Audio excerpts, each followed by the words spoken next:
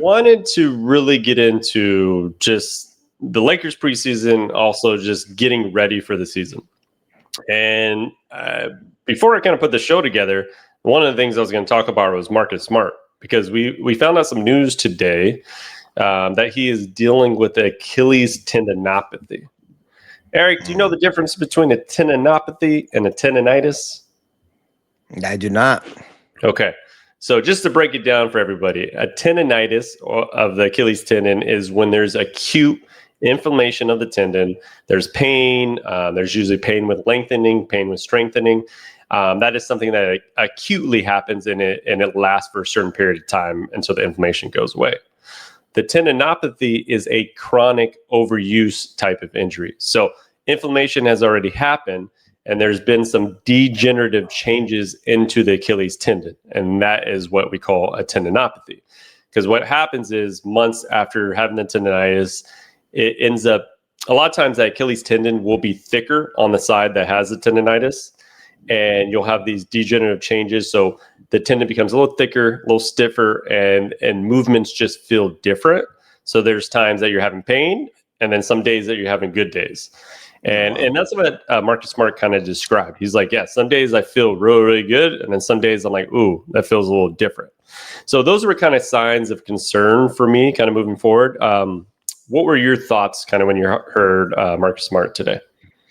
Yeah, I mean, thanks for the breakdown. I mean, I obviously just hearing what it is, it doesn't sound good. It's not one of those injuries that is going to just, hey, rest for 2 or 3 weeks and you'll be good. It doesn't sound like that. It sounds like it's going to be pain tolerance. It sounds like you're probably going to have to miss some games, maybe back to backs.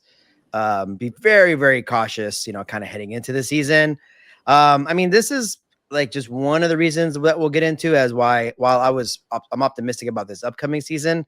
I was definitely very cautiously optimistic because there are things that just need to fall into place. Health being one for kind of our veterans, and so far not so good, obviously, and just got to be thankful it's still only training camp and still a full season to go. But yeah, it to me, the way even you described it, right? I mean, it doesn't sound like something that even a month of rest will heal it. It kind of feels like. Yeah, it's something that's not going to go away overnight, right? So this is something that he's going to have to manage throughout the season. Now, the concern, obviously, when anybody ever hears Achilles, is the risk for a tendon rupture, especially what we saw in the playoffs the last last season. And you had obviously Jason Tatum go down, Damian Lillard go down, and then Tyrese Halliburton go down. And I would say, with the Tyrese's case, that was more because he had a calf injury, right? So there's less resistance of the calf there. So he's weaker in the calf, which caused the rupture. But in the case of like Damian Lillard, he had a tendinitis the year before.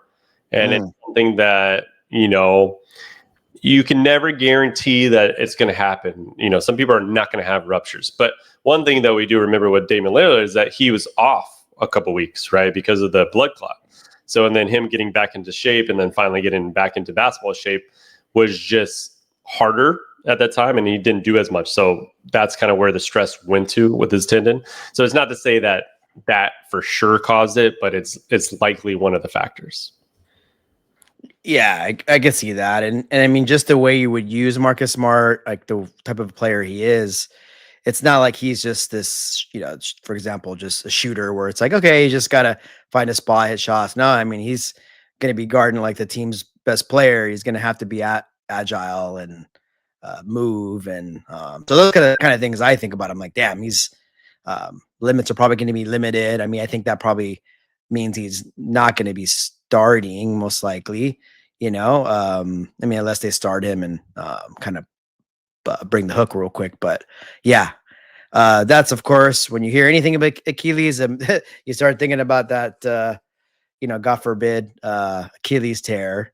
So hopefully that is something that doesn't happen. Yeah. But never know. And I guess we'll just kind of wait and see. It's one of these things. We'll see what I think what's going to happen is like, we're going to see what we get from him the first half of the season. first 30, 40 games. And then Lakers are going to kind of have to decide, like, let's see where they're at in the standings. If they have a real shot at something, they may have to try to obviously make some moves still. Yeah. But yeah, it's for somebody that we're hoping is at least somewhat healthy. It's, it's not looking good, at least to start.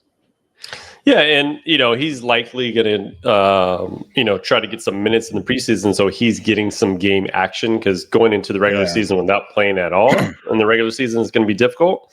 But I think there's that balance that they're trying to figure out. Is it worth it to rush him back just to get him going, or are we talking about the long haul? Kind of similar to probably what they're doing with LeBron. Yeah. I mean, like obviously with LeBron, he's shut down for a little bit. Marcus Smart's not quite there, so hopefully he can get some minutes, just to kind of see where he's at, and because obviously if he doesn't play the preseason, you start him, first couple games of the year. Yeah. That might not go so well, but yep. Hopefully they can get some game time. I don't know, something about the Lakers preseason for years now. They just are just awful in the preseason. I don't know what it is. Yeah. Doesn't really mean much, but it's like, man, like at least win a couple games or like kind of make games close. It just feels like the last few years they've just been really bad in the preseason. They look pretty terrible, but hopefully they can get a couple games with the starting lineup. But obviously Luke hasn't played either, so they're going to have to get some run with the starting lineup, because they do need to learn to play with each other, because they do have a different team. Obviously some players from the past, but we need to get these guys out there just to get some run there. Absolutely. See what happens.